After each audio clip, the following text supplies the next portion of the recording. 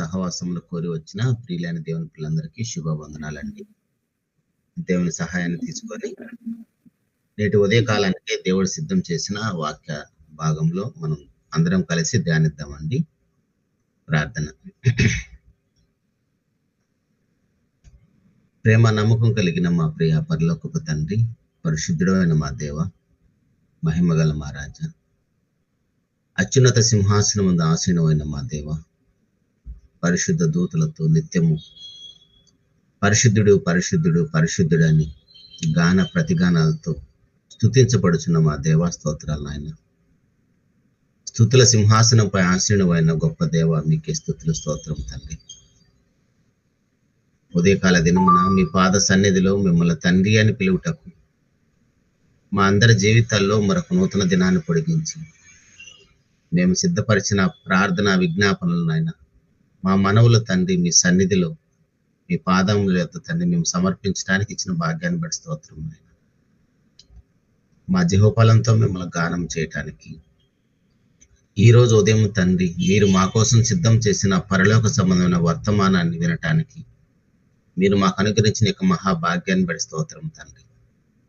మహోన్నతుడ, మీ సన్నిధితో మీతో మాట్లాడటానికి, మీతో ముచ్చటించటానికి, మీతో సహవాసం చేయటానికి కూడి వచ్చిన ప్రియులైన మీ పిల్లలందరిని బట్టి స్తోత్రం తండ్రి.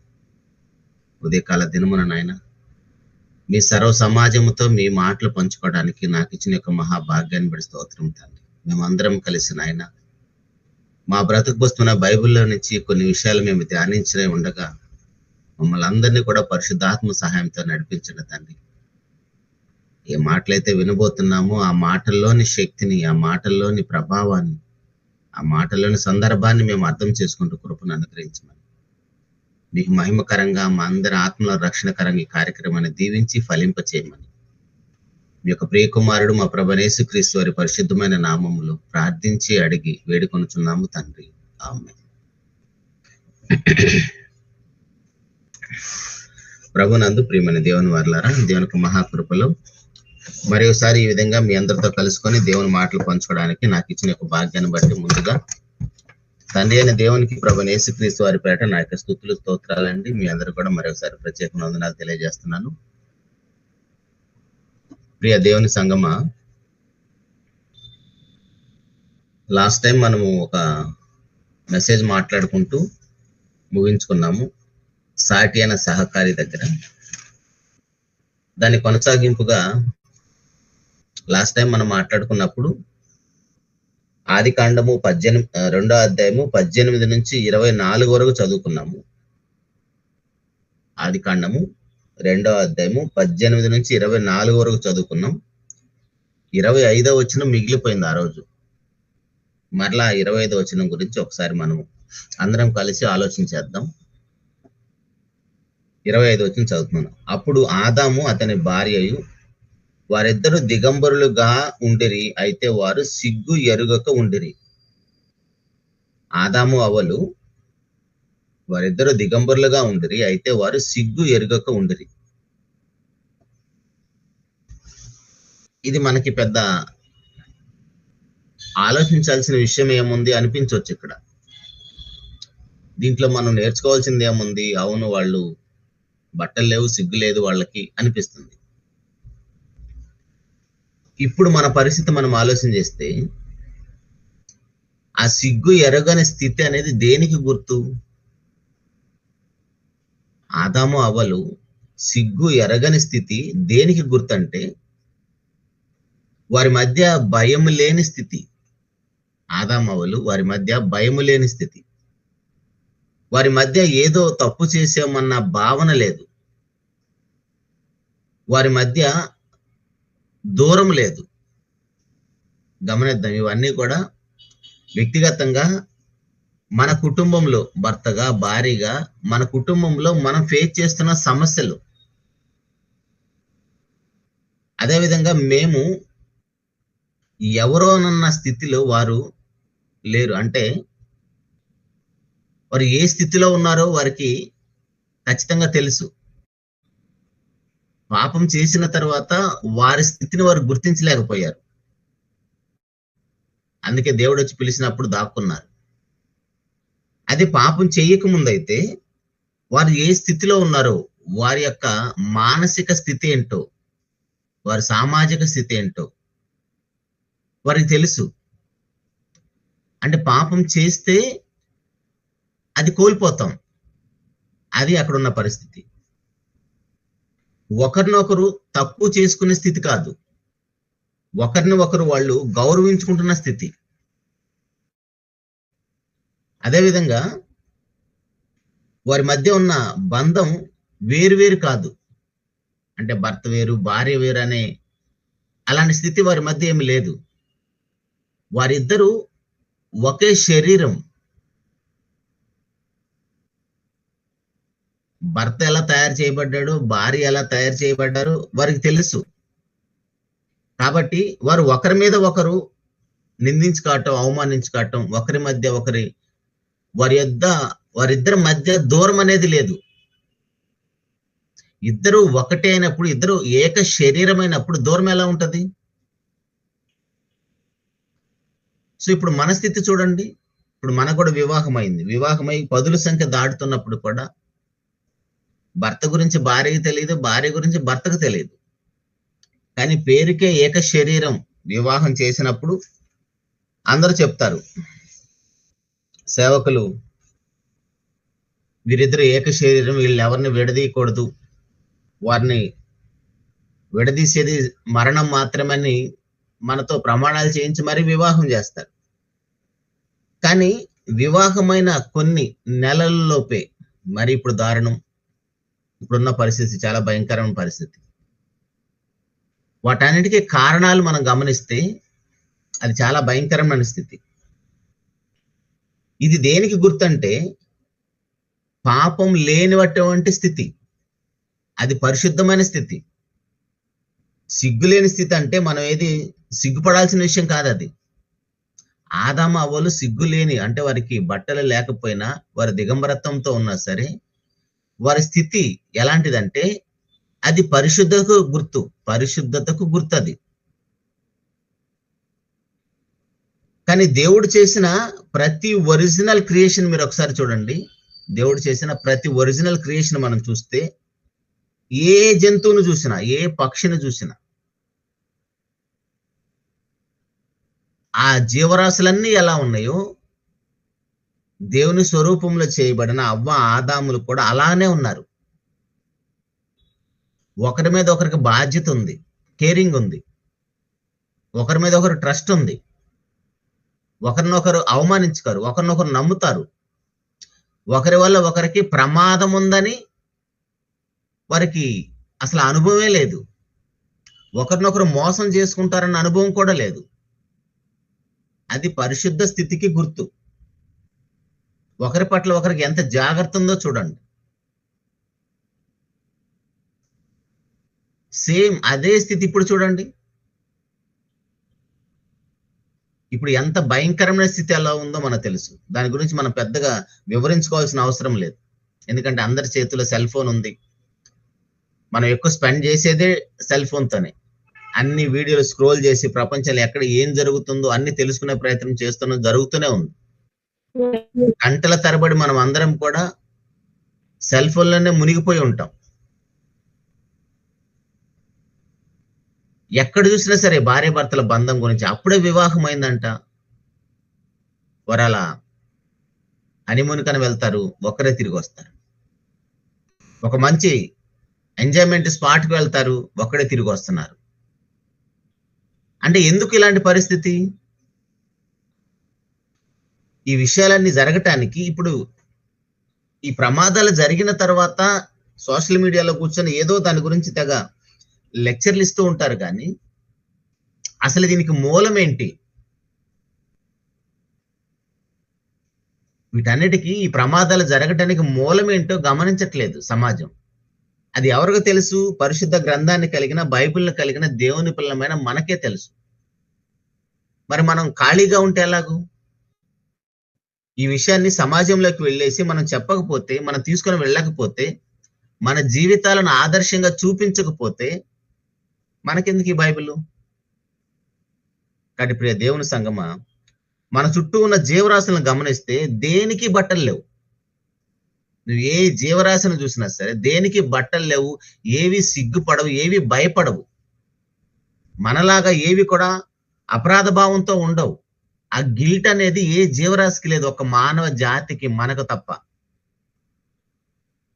దేవుడు కలుగు చేసినప్పుడు ఎలా చేశాడో అలానే ఉన్న నేటి కూడా, అవన్నీ కూడా జీవరాశులు అన్ని కూడా దేవుడు కలుగు చేసినప్పుడు ఎలా ఉన్నాయి, అన్ని నేటికి అలాగనే ఉన్నాయి. దేనికి సిగ్గు లేదు. ఒక మానవ జాతి సిగ్గుపడుతుంది. ఎప్పుడు? పాపం చేసిన తర్వాత.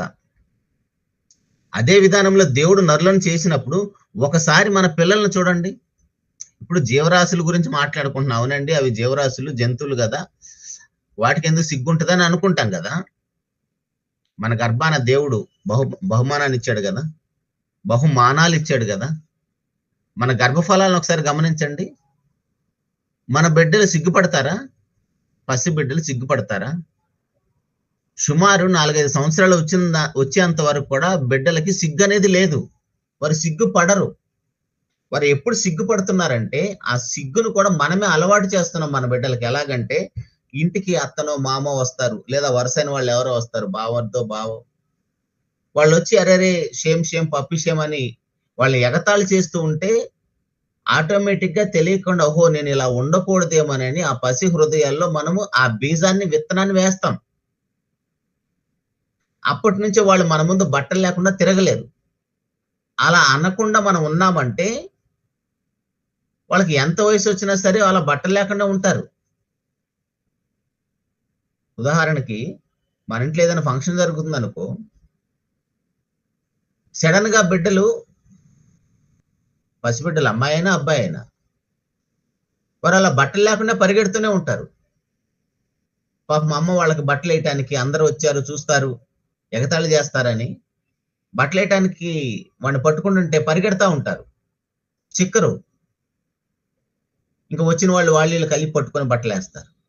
అంటే బట్టలంత అవసరమని ఆ పసిబిడ్డకు తెలియదు. ఎందుకంటే పసిబిడ్డ పాపం లేనివాడు. ఆ పసిబిడ్డకి ఏ భయం లేదు, ఏ సిగ్గు లేదు, మనలాగా తప్పు చేశామని ఆ గిల్ట్ లేదు. కాబట్టి పసిబిడ్డలు ఎక్కడ కూడా భయపడరు. ఆదికాండము 2వ అధ్యాయం 21వ వచనంలో మనం చూసిన మాట. ఆదికాండము 2వ అధ్యాయం 21వ వచనం. అప్పుడు దేవుడైన యెహోవా ఆదామునకు గాఢ నిద్ర కలగజేసి అతడు నిద్రించినప్పుడు అతని ప్రక్కటెముకలో ఒక దాన్ని తీసి ఆ చోటును మాంసంతో పూడ్చివేశాను. వారిద్దరు కూడా మనం గమనిస్తే ఆదాము ఒక పదార్థము, అవ్వ ఒక పదార్థం కాదు. వారిద్దరూ ఒకే పదార్థం. ఇద్దరికి ఒకటే మానసిక స్థితి ఉంటది. వారిద్దరి సామాజిక స్థితి ఒకటే. వారిద్దరు వేరువేరుగా ఆలోచన చెయ్యరు. వివాహమైన ప్రతి ఒక్కరికి ఆదికాండం మొదలుకొని ప్రకటన గ్రంథం వరకు మనం చూసినా, ఎక్కడ చూసినా సరే, ఇప్పుడు వివాహాలు జరిగిన మనకు కూడా చూస్తే అమ్మాయి అబ్బాయి వేరువేరు ప్రదేశంలో పెరిగినా, వారికి మానసిక స్థితి వేరువేరుగా ఉన్నా, వారు ఎలాంటి వాతావరణంలో పెరిగినా, ఇద్దరు మనసులైనా సరే, ఇద్దరు హృదయాలైనా సరే, ఇద్దరికి ఆలోచన విధానం ఉన్నా సరే, వివాహమైన తరువాత ఇద్దరు ఒకే విధంగా ఆలోచన చేయాలి. ఒకరినొకరు అర్థం చేసుకోవాలి, ఒకరినొకరు గౌరవించుకోవాలి, ఒకరి మీద ఒకరికి ట్రస్ట్ అనేది ఉండాలి, ఒకరినొకరు గౌరవించుకోవాలి, ఒకరి పట్ల ఒకరికి జాగ్రత్త ఉండాలి. ఎందుకంటే వేరు అభిప్రాయాలు ఉన్నప్పటికీ కూడా ఇలా ఒకరినొకరు జాగ్రత్త చేసుకుంటూ, ఒకరినొకరు గౌరవించుకుంటూ ఉంటే ఆటోమేటిక్గా అలవాటు అయిపోతుంది. నేను వేరు, నా భర్త వేరు కాదు, మేమిద్దరం ఒక్కటే. నేను వేరు, నా భార్య వేరు కాదు, మేమిద్దరం ఒక్కటే అని ఆటోమేటిక్గా మన హృదయంలో అలాంటి ఆలోచన విధానం అనేది బిల్డ్ అవుతుంది. అది పెరిగి పెరిగి పెద్దదే మహావృక్షం అయిపోతుంది. అప్పుడు ఎవరు ఏమి చేసినా సరే, తప్పు చేసినా ఒప్పు చేసినా ఒకరినొకరు గౌరవించుకుంటారు. ఒకవేళ తప్పు చేస్తే సరి చేస్తారు. కానీ నేడున్న స్థితి అలా లేదు. ఏ కుటుంబాన్ని చూసినా సరే, వ్యక్తిగతంగా మన కుటుంబాలు, సేవకులైనా సరే, భర్త భార్యని గౌరవించదు, భార్య భర్త భార్యను గౌరవించరు, ఒకరినొకరు గౌరవించరు, ఒకరి అభిరుచులకు ఒకరు విలువనివ్వరు. మరి మనకెందుకు బైబిలు? ఎందుకు ఇంత ఉదయాన్నే నిద్రలేసి అందరూ చక్కగా ఈ చలికాలం దుప్పట్లు కప్పుకొని పండుకుంటుంటే మనం ఎందుకు దేవుని సన్నిధిలో గడపాలి? వారికి మనకి తేడా లేకపోతే మనకెందుకు ఈ బైబిల్? కాబట్టి ప్రియ దేవుని సంగమా,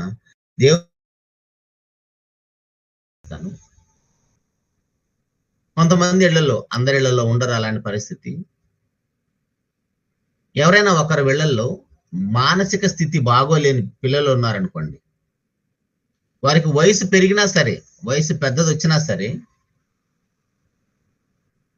వారికి బుద్ధిమాంద్యంతో ఉన్నప్పుడు వారు సిగ్గుపడరు.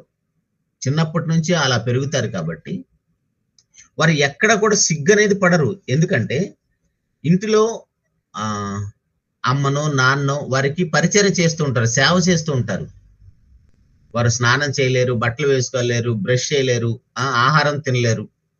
వాళ్ళకి తల్లిదండ్రులే వారికి పరిచర్య చేస్తారు, వారికే తల్లిదండ్రులు సేవ చేస్తారు.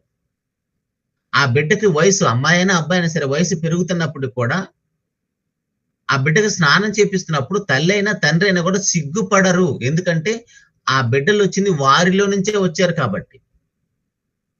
అర్థమవుతుందా? పాపం లేని స్థితికి, పాపం చేసిన తర్వాత ఉన్న స్థితికి జీవరాశులు సిగ్గుపట్టలేదు. ఏ జీవరాశి అయినా సరే, ఏ జీవరాశులు సిగ్గుపట్టలేదు. మన ఇంటిలో ఉన్న పసిబిడ్డలు సిగ్గుపడట్లేదు. మన ఇళ్లలో మానసిక స్థితి సరిగ్గా లేని, బుద్ధిమాంద్యం కలిగిన వారు సిగ్గుపడట్లేదు.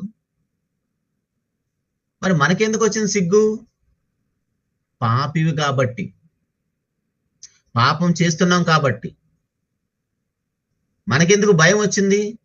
ఎందుకు దేవుడు పిలిస్తే దాక్కున్నావు? ఎందుకు దేవుని సన్నిధికి రావడానికి భయపడుతున్నావు? ఎందుకు చర్చికి రావడానికి భయపడుతున్నావు? ఎందుకు మీటింగ్ రావడానికి భయపడుతున్నావు? గ్రూప్ కడికి భయపడుతున్నావు? బైబిల్ క్లాస్కి భయపడుతున్నావు? ఏ ప్రార్థనా సహవాసం అన్నా ఎందుకు దేవుని సన్నిధికి రావడానికి భయపడుతున్నావు అంటే, దేవుని ముందుకు రావడానికి భయపడుతున్నావు. కారణం ఏంటి?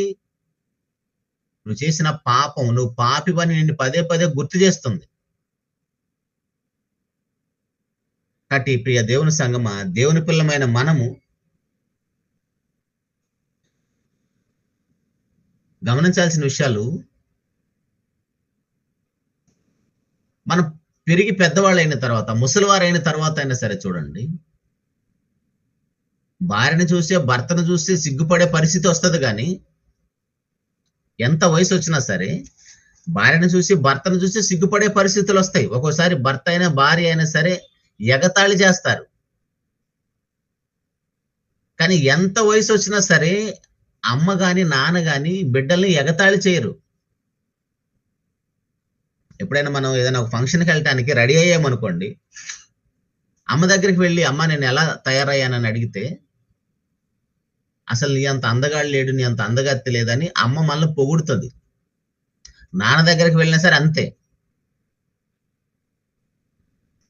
అదే నువ్వు ఎంత బాగా రెడీ అయినా సరే భర్త ముందుకో భార్య ముందుకో వెళ్ళేసి అడగండి ఒకసారి, నేను ఎలా రెడీ అయ్యానంటే నీ ముఖం అంతేనా రెడీ అయ్యేది అంటారు. చులకన భావం. అదే అమ్మా నాన్న దగ్గర అయితే బిడ్డల విషయంలో అలాంటి చులకన భావం ఉండదు. అంటే ఎందుకు భార్య అలా అవమానిస్తుంది? ఎందుకు భర్త అలా అవమానిస్తాడు? ఎందుకు అలా చులకనగా చూస్తాడంటే వాళ్ళిద్దరు వేరు వేరు అనుకున్నారు. వారిద్దరు వేరు వేరు అనుకున్నారు కాబట్టి ఒకరినొకరు అలా అవమానించుకుంటారు, ఒకరికొకరు అలా గౌరవం ఇవ్వరు. అర్థమవుతుందా మన పాపపు స్థితి? ఇవన్నీ కూడా మనం చేస్తున్న తప్పులే. అవ్వాదాములు ఇద్దరు ఒక్కరే అన్న తర్వాత ఒకరి ఆలోచనలు ఒకరు ఎప్పుడు కూడా ఎగతాళి చేయరు, ఎత్తి చూపించరు, అవమానించరు. అంటే దేవుడు మొట్టమొదటి నరులకు వివాహం చేసిన తర్వాత ప్రతి తరంలో వివాహం కాబోయే వారికి వారు ఎంత గొప్ప కుటుంబాన్ని ఆదర్శంగా ఇవ్వాలనుకున్నాడో చూడండి. ఇప్పుడు మనము కూడా బైబిల్ కలిగిన దేవుని పిల్లమైనప్పుడు కూడా వివాహం అయిన తర్వాత మన జీవితాలు దేవుడు చెప్పినంత గొప్పగా కనబడినప్పుడు సమాజానికి మనకెందుకు పరిశుద్ధ వివాహము, పేరుకేమో పరిశుద్ధ వివాహం అని పెద్ద పెద్దగా ఫ్లెక్సీలు వేసి పెడతాము. ఆ కార్డుల మీద కూడా పరిశుద్ధ వివాహం అంటాడు, కానీ వివాహంలో మాత్రం పరిశుద్ధత అనేది కనపడదు. వివాహం జరుగుతున్నప్పుడు, వివాహం అయిన తర్వాత ఎప్పుడు కూడా మన జీవితంలో పరిశుద్ధత, దేవుడు చెప్పినంత గొప్పగా ఏక శరీరం అనే భావన ఏ కుటుంబంలో ఏ భార్యాభర్తల మధ్య కూడా సమాజానికి కనపడదు. దేవుడికి అసలే కనపడదు అనుకో, సమాజానికి కూడా కనపడదు. అంటే దేవుడు ఎంత గొప్పగా భార్యాభర్తల ఇద్దరిని కూడా ఏక శరీరం చేసి వారి ద్వారా వచ్చే గర్భఫలాలు ఈ సమాజంలో విస్తరించాలని తన స్వరూపంలో, తన పోలికలో తన బిడ్డలను మన గర్భంలో మన బిడ్డలుగా ఇస్తున్నాడు దేవుడు. కానీ ఇవేవి మనకు పట్టవు. ఏదో వివాహం చేశారు అమ్మా నాన్న, ఎవరి కుటుంబంలో వారు జీవిస్తారు, ఎవరు ఉద్యోగ వ్యాపారాలు వాళ్ళు చేసుకుంటారు, ఏదో జీవరాశులు బిడ్డలను కన్నట్టుగా బిడ్డలను కనేస్తాము, గాలికి వదిలేస్తాము. ఏ కుటుంబంలో యవనస్తులు దేవుని కోసం బ్రతకగలుగుతున్నారు? నేను పుట్టింది, నేను పెరిగింది, నేను వివాహం చేసుకున్నది కూడా దేవుని మహిమార్థమై, దేవుని మహిమపరచడానికి, దేవుని యొక్క స్వరూపంలో నా బిడ్డలను పెంచాలి, దేవుని యొక్క సేవకులుగా. కుటుంబ పోషణ నిమిత్తం ఏ పనైనా చేయొచ్చు. మన మెయిన్ గోల్ అనేది సువార్త ప్రకటన మాత్రమే. కానీ ఆ విషయంలో మనకి ఎవరు కూడా అంత బాధ్యత అనేది కనబట్టలేదు. ఏ జీవరాశికి సిగ్గు లేనప్పుడు మనకెందుకు సిగ్గు వచ్చిందో ఒకసారి ఆలోచన చేయాలి. ఇది మన పరిశుద్ధమైన స్థితి. ఏది? ఆది కాండంలో మనం సిగ్గు లేని స్థితి అంటే అది పరిశుద్ధమైన స్థితి. అదే రేపు మనం మరణించిన తర్వాత కూడా మనం గమనిస్తే, ఒకవేళ మనలో ఎవరైనా పరలోకానికి వెళ్ళే వారి జాబితాలో ఉంటే మరలా మనం ఏ స్థితిలోకి వెళ్తామో తెలుసా? పరలోకానికి వెళ్ళే వారి జాబితాలో మనం ఉంటే మనము మరలా ఏదైనా అనుభవంలోకి వెళ్తాము. చనిపోయిన తర్వాత మనకున్నంటే ఎలాంటి టెక్స్టైల్స్ తో ప్రాబ్లమే లేదు. ఈ బ్లౌజులు, ఈ శారీస్ తోటి, ఈ ప్యాంట్ షర్ట్ల తోటి, మ్యాచింగుల తోటి ఇంత గొడవ ఏమీ ఉండదు. మన పూర్వపు స్థితి, పాపం లేని స్థితికి వెళ్ళిపోతాం మనం. ఆ పరిశుద్ధ దూతలతో కలిసి పరిశుద్ధ దేవుణ్ణి ఆరాధిస్తూ ఉంటాం. అక్కడ మనకి ఎలాంటి బట్టలతో సంబంధమే లేదు. ఆ ఏదేను అనుభవంలోకి వెళ్ళిపోతాం. వాళ్ళు పాపం చేయకముందు ఏదేనులో అవ్వ ఆదాములు ఎలాగైతే ప్రతి చల్లపుట్ట దేవుడు వచ్చినప్పుడు దేవునితో సంభాషిస్తూ దేవునితో కలిసి వాళ్ళు మాట్లాడుతూ ఉండేవాళ్ళు, అలాంటి స్థితిలోకి వెళ్ళిపోతాం. అలాగనే భూమి మీద మనుషులతో దేవుడు సహవాసం చేయాలనుకున్నాడు, దాన్ని మనం పోగొట్టుకున్నాం. దేనిని బట్టి? మనం చేసిన పాపాన్ని బట్టి, దేవుని ఆజ్ఞను మీరి, దేవుని మాట అంటే లెక్క లేకుండా. మరలా అలాంటి స్థితిని కల్పించటానికి పరలోకాన్ని విడిచి ప్రభువైన యేసుక్రీస్తు వారు భూలోకానికి వచ్చాడు. అదే 3వ అధ్యాయం 15వ వచనంలో మనం చూస్తాం. ఎంత సడన్ గా, ఎంత దగ్గరగా దేవునికి దూరం అయిపోయారు, అంతే స్పీడ్ గా దేవుడు మరలా పరిష్కారాన్ని కూడా పెట్టాడు తన బిడ్డలకి. అంటే దేవుడు మనల్ని అలా గాలికి విడిచిపెట్టలేదు. ఎంత ఇష్టమో చూడండి, ఎంత ప్రేమో చూడండి మనమంటే ఆయనకి. అయ్యో నా బిడ్డ ఇలా ప్రమాదంలో పడిపోయాడని వెంటనే పరిష్కారాన్ని చూపించేశాడు. పరిష్కారం చూస్తే 1000 పేజీల పుస్తకం ఉంది. పాపమేమో 1 పేజీలో ఉంటే, పాపమేమో దేవుని ఆజ్ఞను అతిక్రమించటమేమో, దేవుడి మాట అంటే విలువ లేకపోవటం అనేది 1 పేజీలో ఉంటే, 1 వచనములో ఉంటే, నువ్వు చస్తావు, పండు తింటే చస్తావు అని చెబితే, ఆ మాట లెక్క లేకుండా దేవుని మాటను మేరటం వలన పరిష్కారం 1000 పేజీలు రాయాల్సి వచ్చింది. మందు అనేది 1000 పేజీలు రాయాల్సి వచ్చింది. అది చదవటమే మనకు అర్థం కావట్లేదు, దాని ప్రకారం బ్రతకటం మనకు అర్థం కావట్లేదు. మన రోగం ఎలా పోతుందండి? అయితే సేమ్ ఇదే సిగ్గులేని స్థితి ప్రకటన గ్రంథంలో కూడా ఉంది. అదేంటో చూద్దాం ఒకసారి. ప్రకటన గ్రంథంలో కూడా సేమ్ ఇలాంటి సిగ్గులేని స్థితే ఉంటుంది. లాస్ట్ టైం మనం మాట్లాడుకుంటూ ఒకసారి అలా అనుకొని వెళ్ళిపోయాం. 3వ అధ్యాయము 14వ వచనములు, ప్రకటన గ్రంథం 3వ అధ్యాయం 14వ వచనములు, లవోదికలో ఉన్న సంఘపు దూతకి ఇలాగూ రాయము. సంఘపు దూత అంటే ఎవరండి? సంఘపు దూత అంటే సేవకుడు, సంఘ కాపరి, సంఘ పెద్ద. లవోదికలో ఉన్న సంఘపు దూతకి ఇలాగూ రాయము, ఆమెన్ అనువాడును నమ్మకమైన సత్య సాక్షియు దేవుని సృష్టికి ఆదినైన వాడు చెప్పు సంగతులేవనగా. అంటే ప్రభువైన యేసుక్రీస్తు వారు లవోదిక సంఘంతో మాట్లాడుతున్నాడు. లవోదిక సంఘ కాపరితో దేవుడు మాట్లాడుతున్నాడు. ప్రభువైన యేసుక్రీస్తు వారు మాట్లాడుతున్నాడు. ఏమని మాట్లాడుతున్నాడు? నీ క్రియలను నేను ఎరుగుదును, నీవు చల్లగానైనా వెచ్చగానైనా లేవు. నీవు చల్లగానైనా వెచ్చగానైనా ఉండినా మేలు, నీ వెచ్చగానైనా చల్లగానైనా ఉండక నులివెచ్చనగా ఉన్నావు గనుక నేను నిన్ను నా నోట నుండి ఉమ్మివేయ ఉద్దేశించుచున్నాను. అదేందండి, ఇందాక మనం మాట్లాడుకున్నప్పుడు మన తల్లిదండ్రులు మనం ఎలా ఉన్నా గౌరవిస్తారు. మన తల్లిదండ్రులు మనం ఎలా ఉన్నా నువ్వు చాలా బాగున్నావు, అందంగా ఉన్నావు అని పొగుడుతారు. మరి మనల్ని కలుగు చేసిన సృష్టికర్త అయిన దేవుడు మనతో ఏమంటున్నాడు? నీ క్రియలను నేను ఎరుగుదును, నువ్వు చల్లగానైనా వెచ్చగానైనా లేవు, నువ్వు చల్లగానైనా వెచ్చగానైనా ఉండినా మేలు. అంటే మేకప్ వేసుకున్నావా? నీ ఒరిజినల్ స్థితిలో లేవా నువ్వు? అంటే 2 పడవల మీద కాళ్ళు పెట్టావు. ఇటేమో లోకము, అటేమో దేవుడు. ఇటేమో భక్తి, అటేమో భక్తిహీనత. ఇటేమో పాపము, ఇటేమో పరిశుద్ధత. మనుషులు మోసం చేస్తాం మనం. మన భార్యని మోసం చేస్తాం, భర్తను మోసం చేస్తాం, తల్లిదండ్రులు మోసం చేస్తాం, మన బిడ్డల్ని మోసం చేస్తాం. కానీ దేవుని మోసం చేస్తామా? ఎందుకంటే ఆయన మన సృష్టికర్త. మనం ఆయన దగ్గరకు వచ్చి కూడా లోకస్తుల్లాగా లోకములో బ్రతికినట్టు బ్రతికితే ఏమంటున్నాడంటే, నీ క్రియలను నేను ఎరుగుదును, నీవు చల్లగానైనా వెచ్చగానైనా లేవు, నువ్వు చల్లగానైనా వెచ్చగా ఉండినా మేలు. ఏదో ఒక స్థితిలో ఉంటే ఓకే, వెరీ గుడ్, పోనీలే అనుకుంటాడు. కానీ దేవుడు సమాజాన్ని మోసం చేసినట్టుగా, కుటుంబాన్ని మోసం చేసినట్టుగా, మనుషులను మోసం చేసినట్టుగా నా దగ్గర వచ్చి కూడా నువ్వు అలా మోసం చేస్తున్నావు కాబట్టి ఏమంటాడంటే, నీ వెచ్చగానైనా చల్లగానైనా ఉండక నులువెచ్చనగా ఉన్నావు గనుక నేను నిన్ను నా నోట నుండి ఉమ్మివే ఉద్దేశించుచున్నాను. ఎందుకండి? ప్రభువైన యేసుక్రీస్తు వారు ఆ సిలువకు ప్రయాణమై వెళ్తున్నప్పుడు ఆయన ముఖాన ఉమ్మి వేశారు.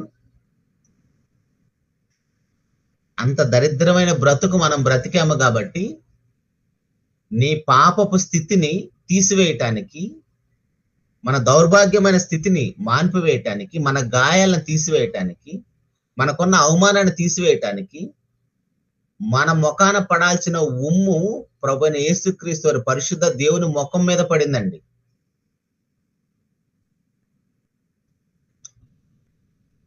మన మానసిక స్థితి ఎలా ఉందో గమనిస్తున్నామా? మనం చేసిన ప్రతి పాపానికి ప్రభువారు శిక్ష అనుభవించాడంటే ఒకసారి ఆగి ఆలోచన చేయండి. ఎందుకు ప్రభువైన యేసుక్రీస్తు వారి ముఖాన ఉమ్మి వేయబడింది? యాక్చువల్గా అది పడాల్సింది నీ ముఖాన, నా ముఖాన. అది మన స్థితి.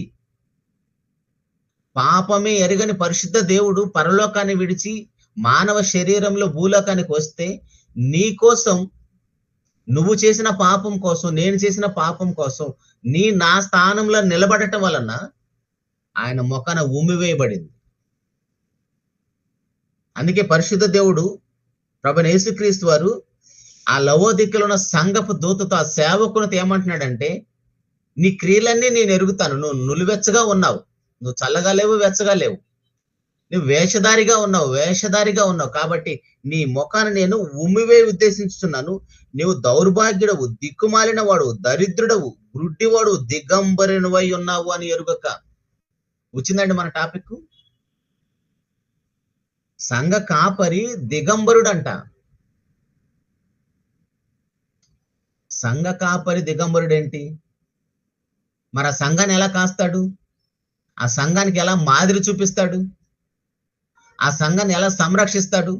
సంఘ కాపరి దిగంబరుడుగా ఉంటే, అది గుర్తించకపోతే ఆ సంఘాన్ని ఎలా సంరక్షిస్తాడు? దేవుని యొక్క ప్రజలను, దేవుని యొక్క పిల్లలను, ఆ మందని ఎలా మేపుతాడు? మనకు అర్థం అవటానికి ఒక చిన్న కథ చెప్తానండి. ఏంటంటే ఒక రాజ్యంలో మనం చదువుకున్న టెక్స్ట్ బుక్ లోనే ఉంటది, అప్పుడెప్పుడో చదివింది. ఒక రాజుగారికి క్రొత్త బట్టలు అంటే చాలా ఇష్టం. ఆ కొత్త బట్టలు వేసుకొని చక్కగా మురిసిపోతూ ఉంటాడు. ఎప్పుడు క్రొత్త బట్టల మీద ఉన్నంత ఆసక్తి ఇంక దేని మీద ఉండదు ఆయనకి. అది గమనించిన ఇద్దరు మనుషులు వస్తారు ఆ దేశానికి, ఆ రాజ్యానికి వచ్చేసి, రాజా నీకు ఒక విచిత్రమైన బట్టలు మేము తయారు చేస్తాము, ఇంతవరకు ఎవరు అలాంటి బట్టలు వేసుకోలేదు అని చెప్పినప్పుడు, అంటే రాజుగారి బలహీనత ఏంటో వారికి తెలుసు కాబట్టి దాని గురించే వాళ్ళు మాట్లాడుతున్నారు వచ్చి. రాజా ఇలాంటి ఒక విచిత్రమైన క్రొత్త బట్టలు మీకోసం మేము తయారు చేయాలనుకుంటున్నామంటే, ఒక ఏంటి వాటి ప్రత్యేకిస్తాను అడిగితే ఆయన ఏమంటారంటే వచ్చిన వాళ్ళు, అది ఆ బట్టలు ఎలాంటి వారికి కనిపిస్తాయంటే మంచి వారికి మాత్రమే కనబడతాయి. ఇంకా మాట్లాడాలంటే మూర్ఖులకి ఆ బట్టలు కనబడవు, మూర్ఖులకు ఆ బట్టలు కనబడవు, మేధావులకు మాత్రమే ఆ బట్టలు కనబడతాయి. మూర్ఖులకు ఆ బట్టలు కనబడవు, మేధావులకు మాత్రమే ఆ బట్టలు కనబడతాయి అని చెప్తారు. ఓకే, అయితే మీకు ఏమేమి సామాన్లు కావాలంటే వజ్రాలు, వైడూర్యాలు, బంగారము, వెండి, మాకు పలానా పలానా ఇంతంత కావాలంటే అన్ని ఇచ్చేస్తారు. సరే, వాళ్ళు పని మొదలు పెడతారు. ఆ రాజ్యంలో ఒక గది ఏర్పాటు చేసి ఆ కోటలో పని మొదలు పెట్టమంటే వాళ్ళు పని మొదలు పెడతారు. అక్కడ నుంచి మగ్గం తీసుకొచ్చేసి శబ్దాలు ఏదో వస్తా ఉంటాయి. రాజుగారికి రోజు రోజుకి క్యూరియాసిటీ పెరిగిపోతుంది, ఆతృత, ఎప్పుడెప్పుడు ఆ బట్టలు చూడాలని. ఆ క్యూరియాసిటీ తోటి సైన్యాధిపతిని పంపించేసి వెళ్ళి ఆ బట్టలు ఎంతవరకు వచ్చినా ఒకసారి చూసిరమ్మంటే వెళ్ళి చూస్తారు. ఆ బట్టల యొక్క ప్రత్యేకత ఏంటి? అది మూర్ఖులకు కనబడవు, మేధావులకు మాత్రమే కనబడతాయి. ఆ మాట కొంచెం గుర్తుపెట్టుకోనండి. మూర్ఖులకు కనబడవు, మేధావులకు మాత్రమే కనబడతాయి. సో ఇప్పుడు సైన్యాధిపతి వచ్చాడు, అక్కడ శబ్దాలు వస్తున్నాయి. సైన్యాధిపతి రాగానే అక్కడ ఉన్న వాళ్ళు ఆ ఇద్దరు కూడా కొంచెం హడావుడి చేస్తున్నారు.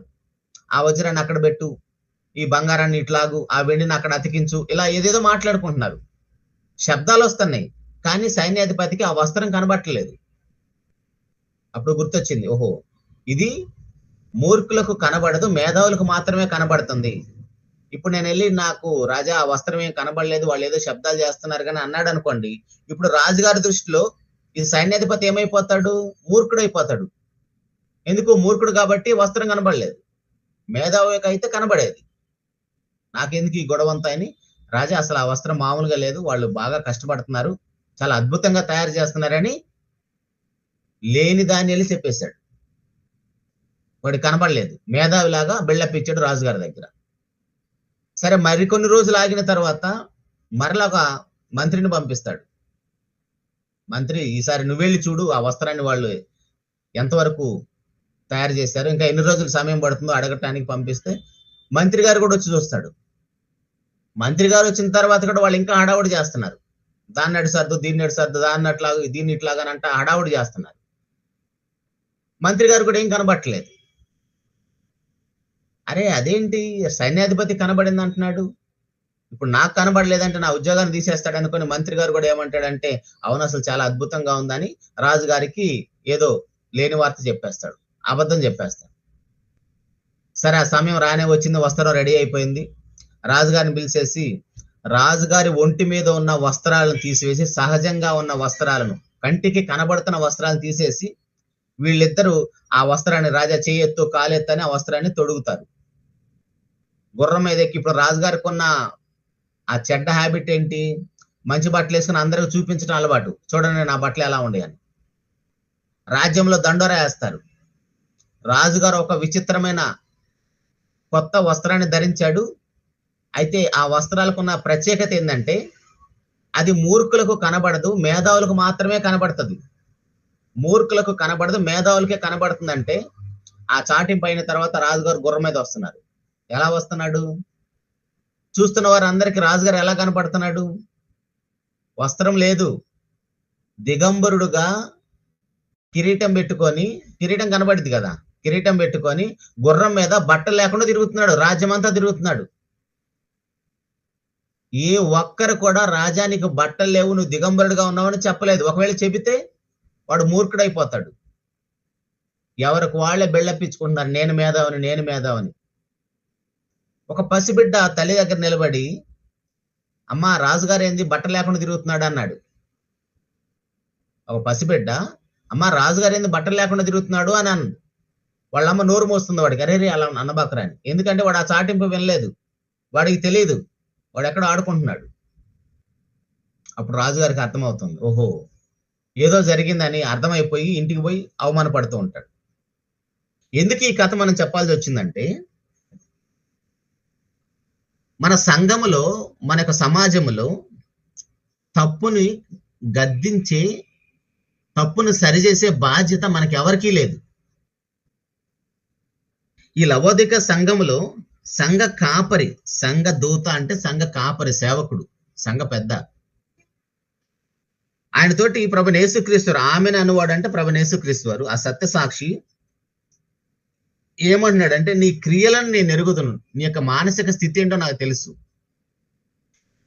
నీ క్రియలు నేను ఎరుగుదును, నువ్వు చల్లగానైనా వెచ్చగానైనా లేవు, నువ్వు చల్లగానైనా వెచ్చగానే ఉండినా మేలు, కానీ నువ్వేమనుకుంటున్నావంటే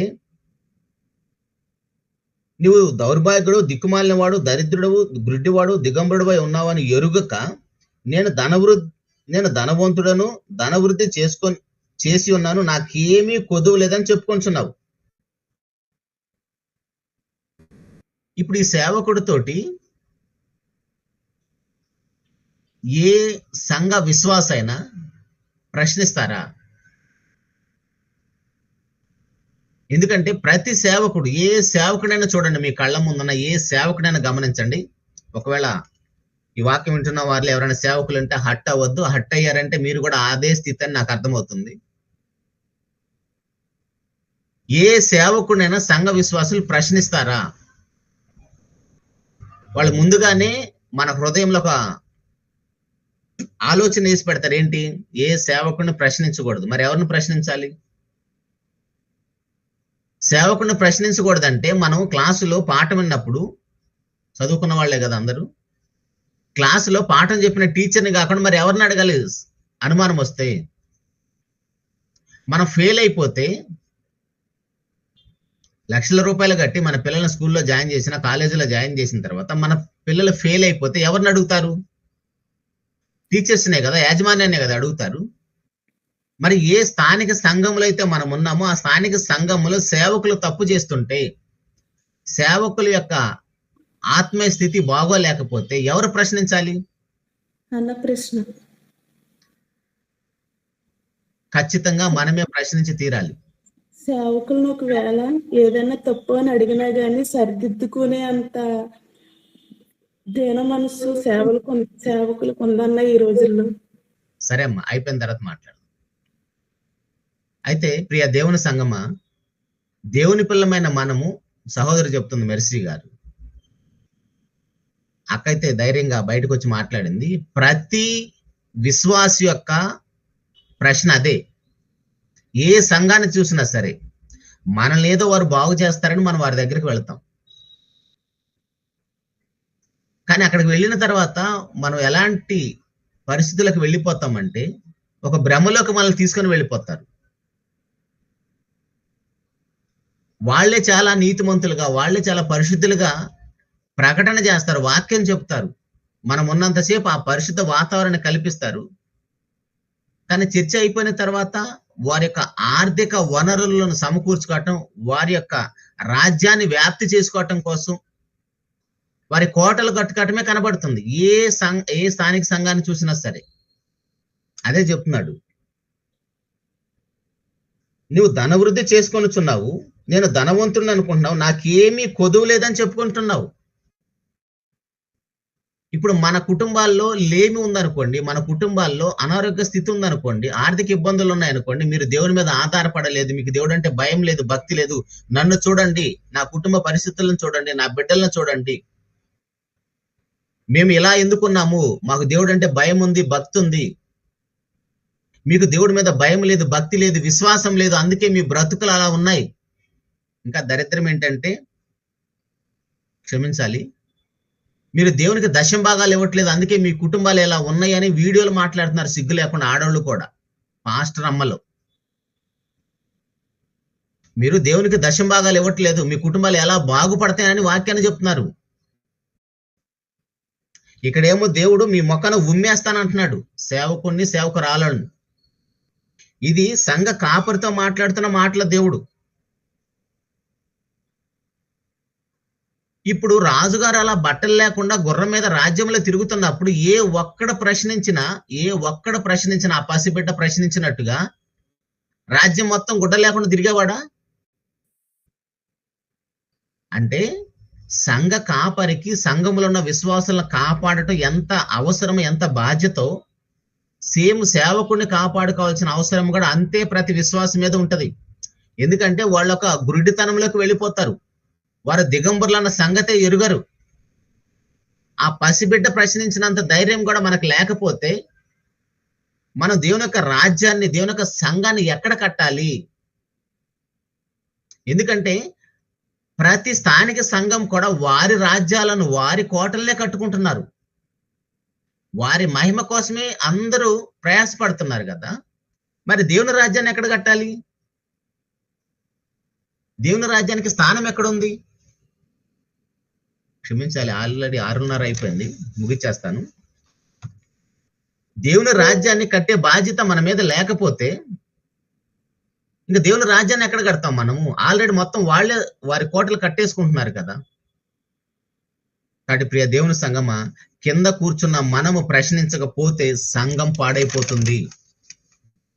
కింద కూర్చున్న మనము ప్రశ్నించకపోతే, ఇప్పుడు మన ఇంటిని మనమే శుభ్రం చేసుకుంటామా? రోజు మన ఇంటిని మనమే శుభ్రం చేసుకుంటామా? రోజు మన ఇంటిని మనం శుభ్రం చేసుకుంటూ ఆ చెత్త అంతా తీసుకుని బయటికి వెళ్ళి పడేస్తా ఉన్నాం అనుకోండి, అరే వీళ్ళ ఇంట్లో ఇంత చెత్త ఉందని ఎవరైనా మనం ప్రశ్నిస్తారా? చక్కగా శుభ్రం చేసుకుంటున్నారని గౌరవిస్తారు. ఇప్పుడు మనకు వస్తున్న దరిద్రపు ఆలోచనలు ఏంటంటే, మనల్ని మనమే ప్రశ్నించుకుంటే ఎలాగో అంటారు. మరి మనల్ని మనం ప్రశ్నించకపోతే బయట సమాజం ప్రశ్నించట్లేదా? క్రైస్తవ్యాన్ని బయట సమాజం ఏమైనా గౌరవిస్తుందా? ఇదిగో మొక్కన ఉమ్మేస్తుంది.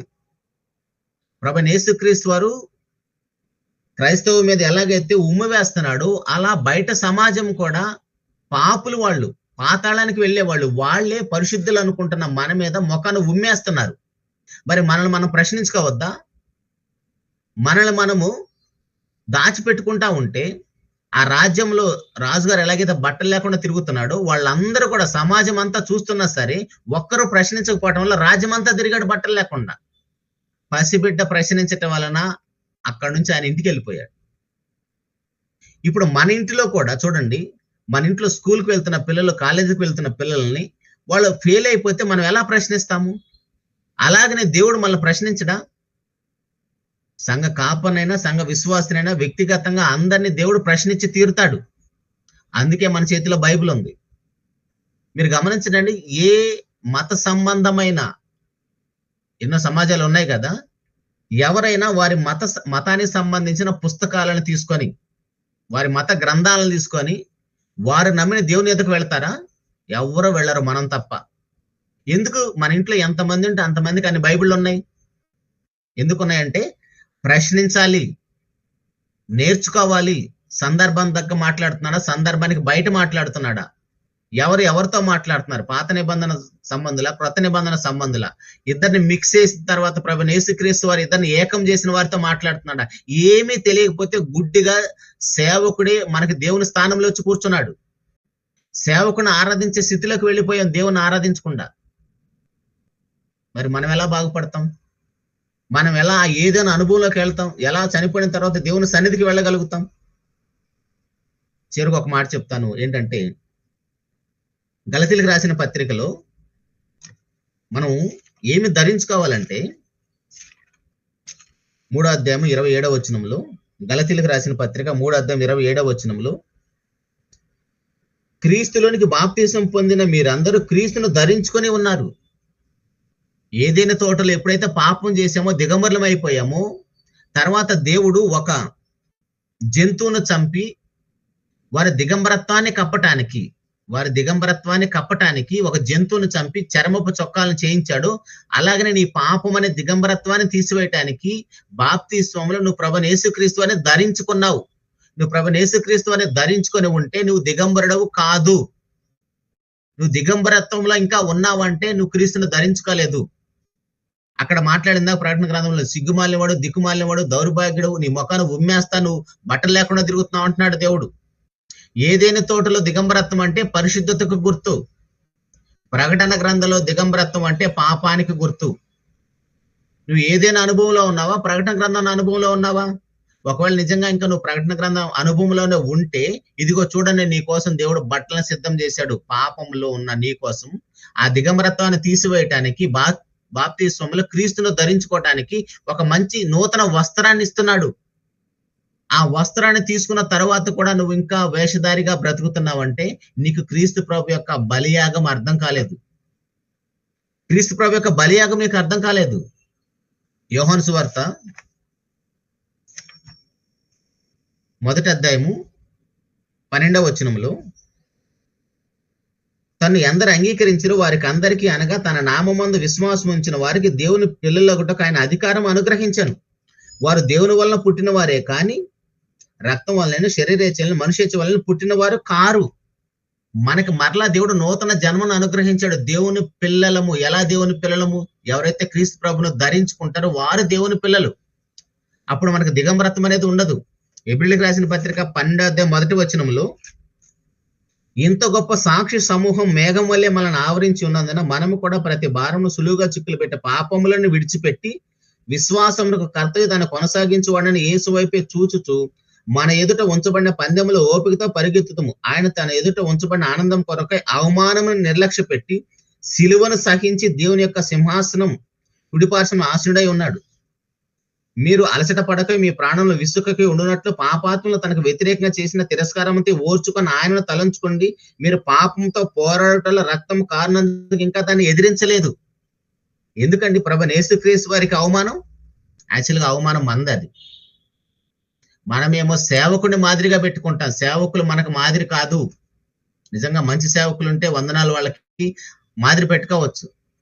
ఏది చెబుతున్నారో, ఏది బోధిస్తున్నారో దాని ప్రకారం వారి జీవితాలు కనబడవు. ఒకవేళ కనబడితే వాళ్ళు మాదిరిగా పెట్టుకోవచ్చు. వీలైతే ఇంకోసారి దాని గురించి మనం మాట్లాడుకుందాం. సేవకుడు సంఘానికి ఎలా మాదిరిగా ఉండాలి. కానీ ఇప్పుడు అలాంటి సేవకులు ఎవరు లేరు కాబట్టి ఇదిగో ప్రభువారే చెప్తున్నాడు, విశ్వాసమునకు కర్త ఎవరంటే ప్రభువైన యేసుక్రీస్తు. ఆయన వైపే చూస్తూ మనం ఈ యొక్క పరలోక పందెంలో ఓపికతో పరిగెడతాం. అలా పరిగెత్తిన మన ప్రభువారే మనకు మాదిరి. అలా కాకుండా రాజుగారు ఎలాగైతే సిగ్గు లేకుండా లోకమంతా రాజ్యమంతా తిరిగాడు, ఎవరు ప్రశ్నించలేదు, అలా మనం కూడా ప్రశ్నించిన జాబితాలో ఉంటే మన సేవకుడు మనం అందరం దిగంబరులుగా పాతాళానికి వెళ్ళిపోతాం. అలాంటి పరిస్థితి మనకి ఎవరికి ఉండకూడదు. ఎందుకంటే నిన్ను అలా దిగంబరత్వంలో చూడటానికి ఇష్టం లేకనే ఏదేనులో ఒక జీవరాశిని, ఒక జంతువుని చంపి వారి దిగంబరత్వాన్ని కప్పాడు. ఇప్పుడు మన పాపం అనే దిగంబరత్వాన్ని కప్పటానికి పరిశుద్ధ దేవుడు పాపపు శరీరంలో భూలోకానికి వచ్చి మన అందరి స్థానంలో మరణించాడు. నీకు ఇంకా క్రీస్తు ప్రభు ఎవరో అర్థం కాకపోతే, మన దిగంబరత్వాన్ని మనము తీసివేసుకోలేము. ఇకనైనా ప్రభువైన యేసుక్రీస్తు వారి గురించి సంపూర్ణంగా నేర్చుకుందాం, ఎరుగుదాం. ఆయన్నే మనం ముందు పెట్టుకొని ఆయన వేసిన మార్గంలో పరలోకానికి వెళదాం. అలాంటి కృప తండ్రి అయిన దేవుడు మనందరికి అనుగ్రహించాలని మనస్ఫూర్తిగా కోరుకుంటూ ఈ మాటలు ముగిస్తున్నానండి. చిన్న మాట ప్రార్థన చేస్తాను. మహోన్నతుడా, మహిమగల మా రాజా, మీకే స్తోత్రాలు నాన్న. ఇంతవరకు మమ్మల్ని అందరినీ ప్రేమించి మీ కృపలో భద్రపరిచి కొన్ని విలువైన మాటలతో మమ్మల్ని అందరినీ హెచ్చరించి బలపరిచి ఉదయకాల దినమున మీతో సహవాసం చేయటానికి, మీతో ముచ్చటించటానికి, మాకున్న దిగంబరత్వాన్ని తీసివేసుకోవటానికి మీరు మాట్లాడిన ప్రతి మాటను బట్టి కూడా స్తోత్రం తండ్రి. నాయన మేమందరం కూడా తిరిగి ఏదైనా అనుభవంలోకి వెళ్ళాలని,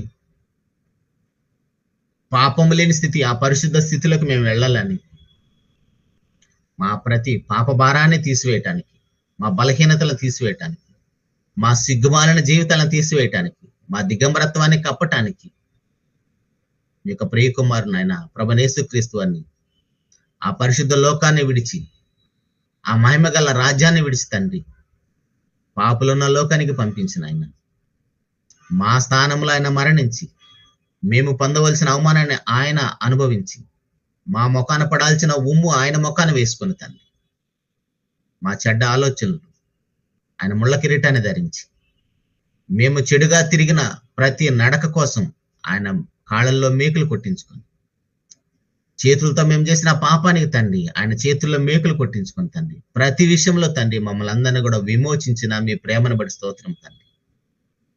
దానికోసం ఆయన తనను తాను తగ్గించుకొని మా కోసం శిలువలో మరణించిన ప్రభు యేసుక్రీస్తు వారి యొక్క త్యాగాన్ని బట్టి కూడా మీకే స్తుతులు స్తోత్రాలు ఆయన. మాకు ఇంతవరకు కూడా తండ్రి ప్రభు వారు ఎందుకోసం భూలోకానికి వచ్చాడు, ఎందుకు రక్తమాంసాల్లో పాలివాడయ్యాడు, ఎందుకు చనిపోయాడు, ఇంకా ఎరుగని అజ్ఞానముల అంధకారములు మరణ భయంలోని దిగంబరత్వంలోనే ఉన్నాము తండ్రి. మమ్మల్ని అందరినీ మన్నించండి, కనికరించండి తండ్రి.